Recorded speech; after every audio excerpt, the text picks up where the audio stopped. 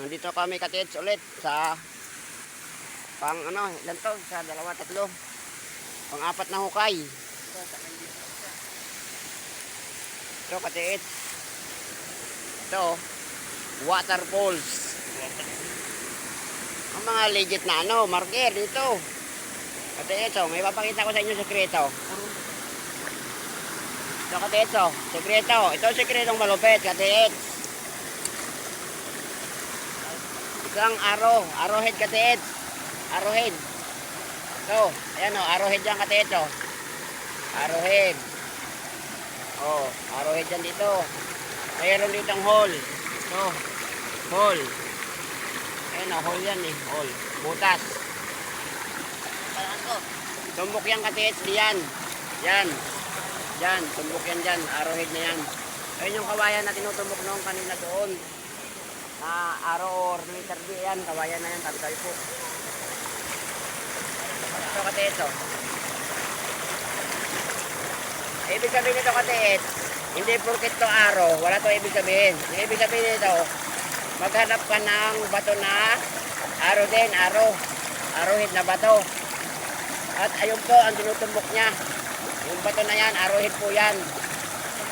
Arrowhead. Nagtuturo po yan dito sa pinapatakan ng waterfalls dito. Yan. So, at ito pong supervision na to ay ito ay diglot. Diglot to, malaking hole. Ayan yung ano, bato yan. Bato na yan. Bato yan natin tayo mo. Ano? Yan kasi, bato yan. Yan o. Arrowhead na bato dito. Nagkukaya ako katits dito para may iwasan ko ng tubig. Ang ginawa ko dito, dito ako nagbutas katits, nagbutas. Hindi makita, lakas ang tubig ko. Nagbutas ako dyan, 9 na metro. Hindi namin kinaya yung ano, water trap. Napakalakas. Nandyan yung mga layer katits, di na makita. Ang ganda sana ng mga layer na yun, mga sari-saring kulay, mga kulay yellow, white, brown gray, halo-halo na. Nandyan.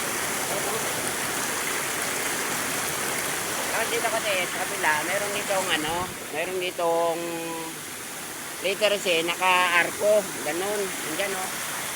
Dito sabihin kasi, ito ay may kanin dito. Kanin, dyan, dyan lang. Meron dito kasi na ano eh, mga fish marker eh, dyan o. Dyan, hindi lang makita gawa ng ano, mga tubig, dyan o. Fish marker dyan o.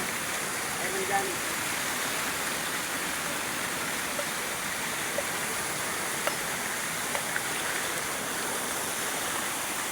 Katits, yun lang.